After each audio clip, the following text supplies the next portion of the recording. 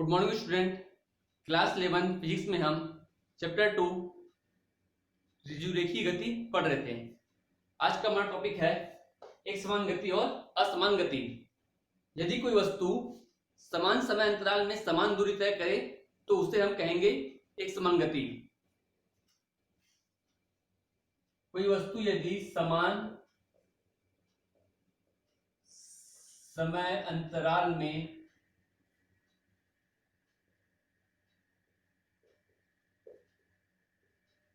समान दूरी तय करे तो वस्तु की गति कहलाएगा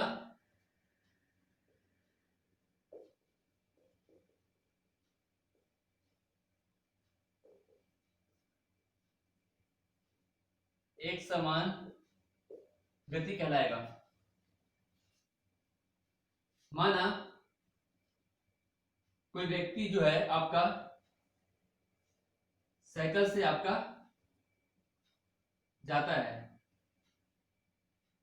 ठीक है, तो आपका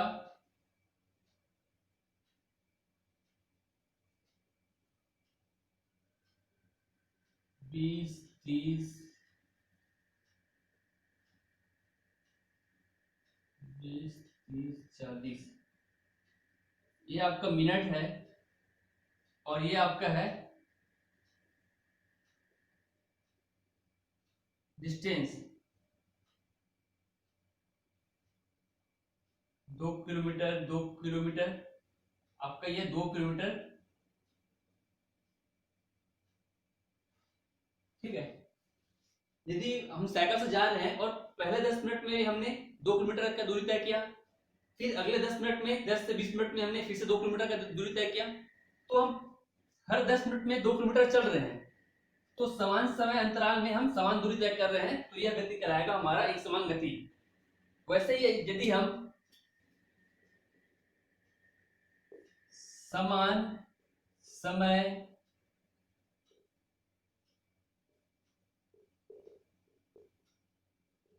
अंतराल में असमान दूरी तय करें तो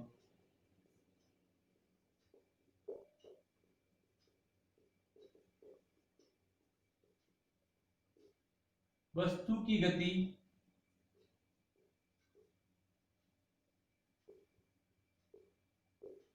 असमान गति कहलाएगा।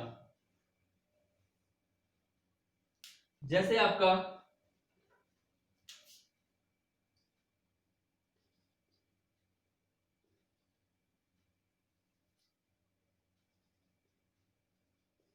बाइक से आप जा रहे हैं, यह आपका समान समय अंतराल है, मान के चलिए यह आपका 1 2 3 4 ये आपका हुआ घंटा में दिया है, ठीक है। और यदि आपने गाड़ी स्टार्ट किया, पहले गियर में आपने यहां से स्टार्ट किया, ये आपका स्पीड है, मान के चलिए 10 के स्पीड से चल रहे हैं, ठीक है, 10 किलोमीटर की स्पीड से चले आपने पहले गियर में। फिर आपने क्या किया, गियर चेंज किया, आपका स्पीड भी चेंज हुआ। फिर से अगले 10 मिनट अगले एक घंटे में अगले घंटे में आप 20 किलोमीटर प्रति घंटे की स्पीड से चल रहे हैं। ये 20 किलोमीटर प्रति घंटा आपने चला, 20 किलोमीटर चला। अगले फिर जो एक घंटे में आपने 30 किलोमीटर का दूरी तय किया। तो इस प्रकार देखिए, समान समय अंतराल में आप असमान दूरी तय कर रहे हैं। पहले 10 किलोमीटर चला एक घंटे में, फिर अगले एक घंटे में आपने 20 किलोमीटर चला, अगले घंटे में आप 30 किलोमीटर की स्पीड से चल रहे हैं, और अगले घंटे में आप कितने स्पीड से चल रहे हैं, 40 किलोमीटर चले। तो समान समय अंतराल में आपने असमान दूरी तय किया, तो ये आपका जो गति कहलाएगा आपका असमान गति कहलाएगा। गति क्या होता है आपका,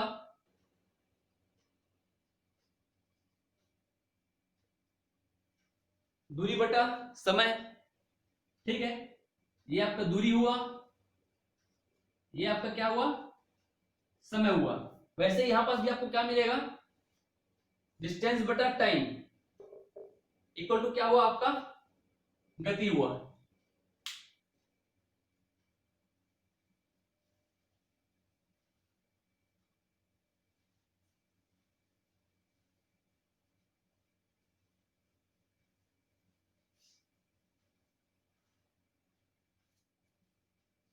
सेकंड है आपका औसत चाल और औसत वेग।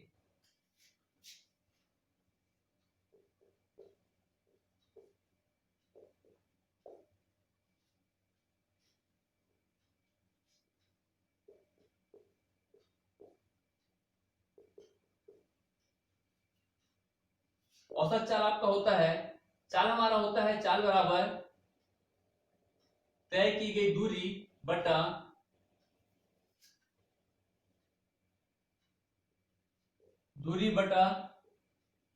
समय होता है। औसत चाल आपका होगा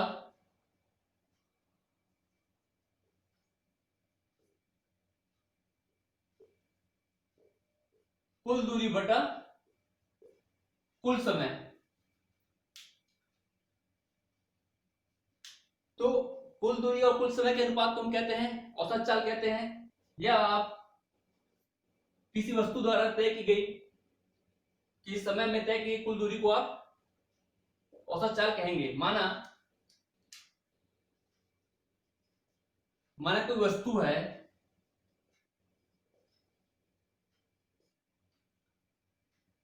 आपका t1 समय में s1 दूरी तय कर रहा है, t1 आपका समय में s1 दूरी तय कर रहा है, t2 समय में आपका s2 दूरी तय करेगा, t3 समय में आपका s3 दूरी तय कर रहा है। ठीक है, तो ये कौन से वेग से चल रहा है? ये चल रहा है हमारा असमान वेग से, असमान चाल से हमारा इसका गति है। ठीक है, कोई वस्तु t1 समय में s1 दूरी तय करता है, t2 समय में s2 दूरी तय करता है, t3 समय में s3 दूरी तय करता है। तो कुल दूरी क्या हो गया आपका? ये आपका हो गया कुल दूरी। कुल समय आपका, ये तीनों कुल समय हो गया। तो औसत चाल क्या हो जाएगा हमारा?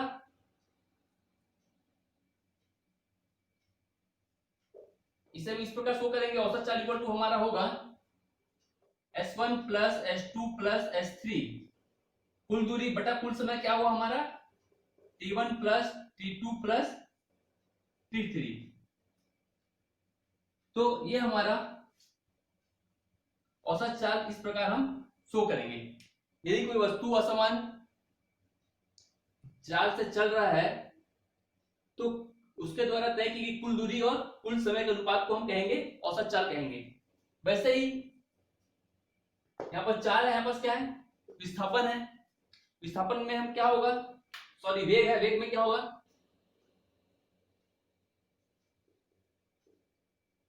वेग इक्वल टू आपका हुआ विस्थापन बटा समय।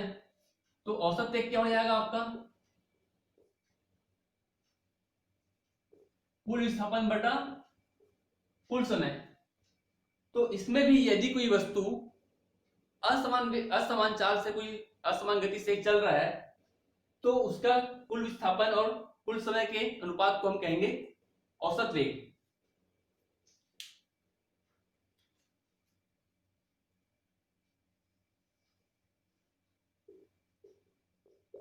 माना वस्तु आपका t1 समय में विस्थापन है आपका x1,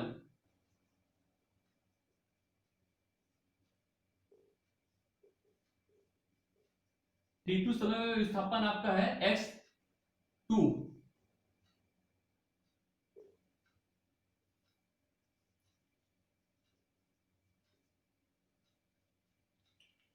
तो आपका विस्थापन क्या होगा? आपका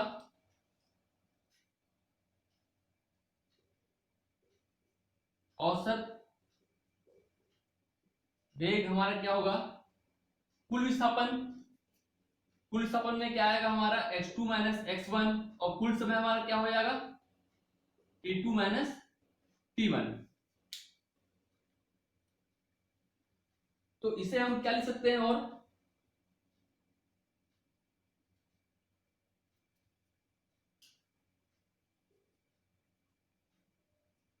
v एवरेज इक्वल टू हमारा होगा del x upon del t. इसे हम इस प्रकार लिख सकते हैं।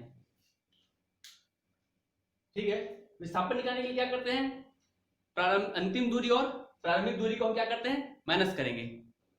समय के लिए भी हम इस प्रकार करेंगे, जबकि चाल दूरी प्राप्त करने के लिए हमें सब दूरी को हम क्या करेंगे, जोड़कर हम प्राप्त करते हैं। विस्थापन और दूरी हमने पिछले कक्षा में पढ़ा था। उसी प्रकार आपका क्या होगा, तात्क्षणिक चाल और तात्क्षणिक वेग दिया है। ठीक है, तो आपका किसी क्षण या किसी समय अंतराल में, किसी विशेष क्षण में आपका वस्तु द्वारा तय की गई दूरी को तात्क्षणिक चाल होगा, और किसी विशेष समय अंतराल में, ठीक है, या डेल टी समय में आपका वस्तु का जो विस्थापन होगा वो आपका कहलाएगा औसत वेग कहलाएगा। और जो औसत वेग और औसत चाल हम जो प्राप्त होंगे वह हमें असमान गति में ही प्राप्त होंगे।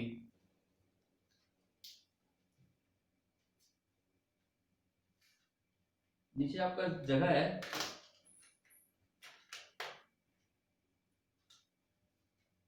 आपका क्या दिया है, तात्क्षणिक चाल दिया है।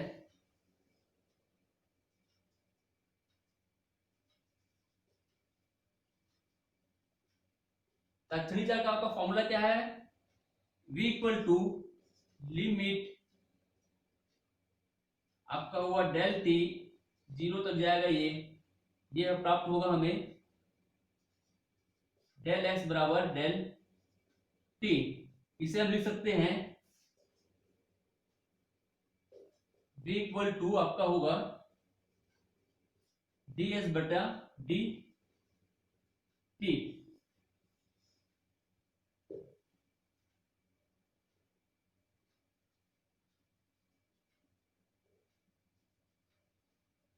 वैसे ही यहां पास हमारा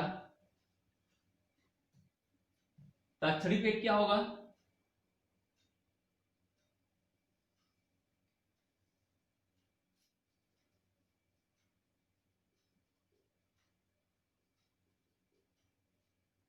यह हमारा प्राप्त होगा v इक्वल टू लिमिट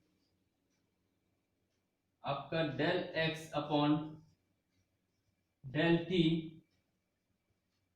आपका होगा जीरो तो जाएगा। इसे हम लिख सकते हैं v equal to d x बटा डी टी। तो ये हमारा तात्क्षणिक वेग का है dx बटा dt, और ये हमारा हुआ तात्क्षणिक चाल ds बटा dt।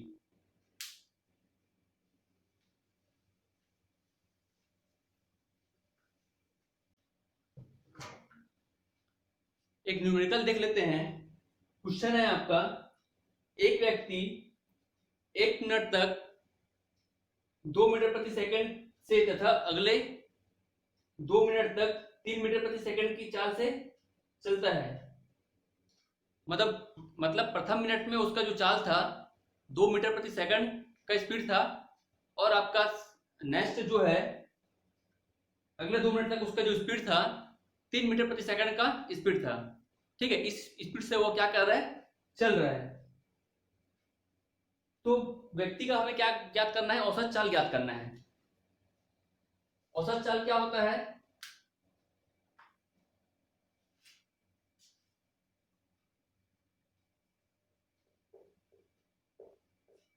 औसत चाल बराबर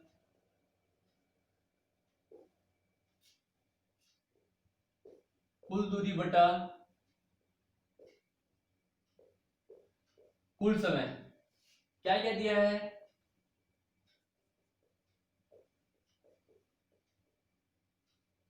t1 का मान दिया है। t1 का मान है पहला 1 मिनट दिया है, इसे हम सेकंड में चेंज करेंगे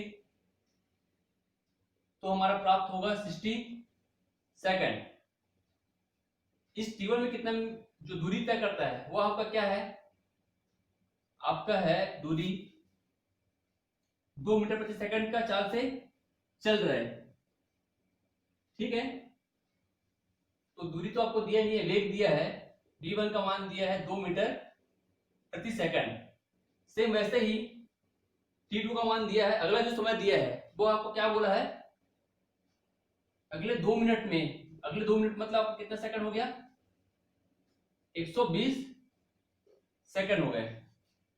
तो इसमें आपका वेग से चलता है आपका v2 इक्वल टू है आपका 3 मीटर प्रति सेकंड की स्पीड से चलता है। तो हमें कुल दूरी याद करना है। दूरी हमारा कैसा निकलता है, इस फॉर्मूले से हमारा दूरी क्या निकलेगा, चाल बराबर तय की गई दूरी बटा समय होता है। तो दूरी का हमारा फॉर्मूला क्या आएगा, दूरी बराबर चाल गुणा समय। तो कुल दूरी आपका क्या निकलेगा,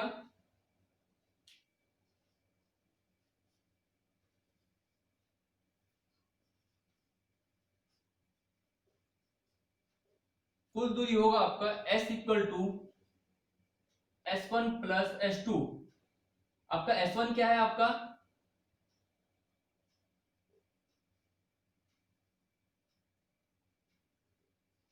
s1 आपको मिलेगा t1 अपॉन v1।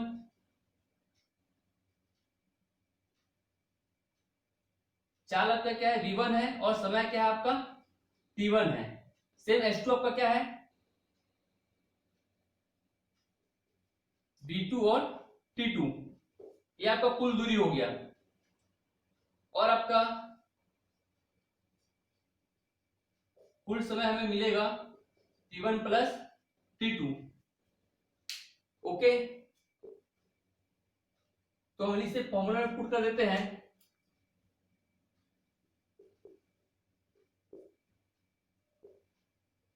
औसत चाल का फॉर्मूला में हमारा क्या आएगा,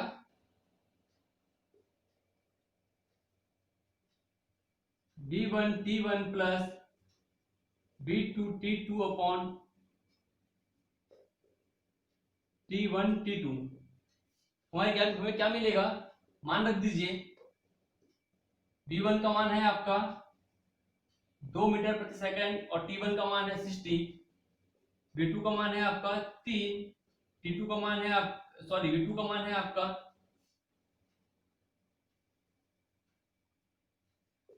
3, t2 का मान है आपका 120 सेकंड। और ये हमें प्राप्त होगा 60 प्लस 120। हल कर दीजिए, 120 प्लस 360 अपॉन 180, ये हमें प्राप्त होगा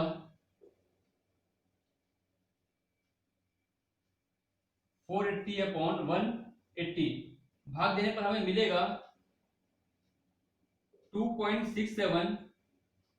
ठीक है, यूनिट क्या रहेगा आपका, मीटर प्रति सेकंड। ये हमारा हुआ औसत चाल। इसके लिए हमारा आंसर आया 2.67 मीटर प्रति सेकंड। ठीक है, तो ये हमारा इंपॉर्टेंट है। औसत चाल बराबर क्या हुआ, कुल दूरी बटा कुल समय। ये आपका s1 का मान है, ये आपका s2 का मान है। यहां से